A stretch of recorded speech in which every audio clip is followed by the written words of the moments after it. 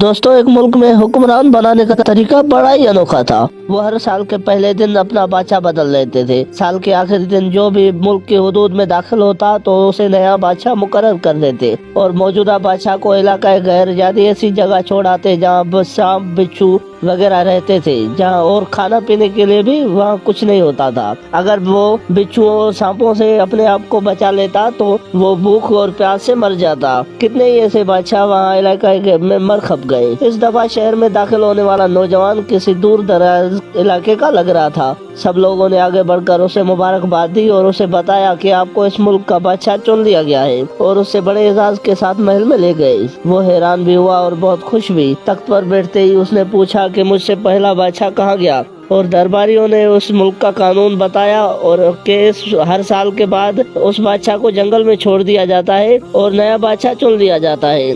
ये सुनते ही वो एक दफा तो परेशान हुआ, फिर उसने अपनी अकल को इस्तेमाल करते हुए कहा, मुझे उस जगह ले चलो जहाँ बादशाह को छोड़ आते हो। दरबारियों ने सिपाहियों को साथ लिया और बादशाह सलामत को वो जगह दिखाने जगह ले गए। बादशाह ने अच्छी तरह उस जगह का जायजा लिया और वापस आ गया। अगले दिन उसने हुक्म ये दिया कि महल से इलाका गैब तक एक सरसब्ज शादाब रास्ता बनाया जाए। इस जगह के बीचों बीच एक ऐसी रिहाइश तामीर की जाए जिसमें हर तरह की आसाइश मौजूद हो, और वहाँ एक बागात लगाया जाए और मूजी बिच्छू और सांपों को खत्म किया जाए। बादशाह के हुक्म पर कुछ अरसे में सड़क और महल वगैरह तामीर हो गए। एक साल पूरा होते ही बादशाह ने दरबारियों से कहा, अपनी रस्म पूरी करो और मुझे वहाँ छोड़ाओ जहाँ मुझसे पहले बादशाहों को छोड़ाते हो। दरबारियों ने कहा, बादशाह सलामत, इस साल से ये रस्म खत्म हो गई है क्योंकि हमें एक अक्लमंद बादशाह मिल गया है। वहाँ तो हम उन बेवकूफ बादशाहों को छोड़कर आते थे जो एक साल की बादशाही के मजे में बाकी की जिंदगी को भूल जाते थे और अपने लिए कोई इंतजाम नहीं करते थे।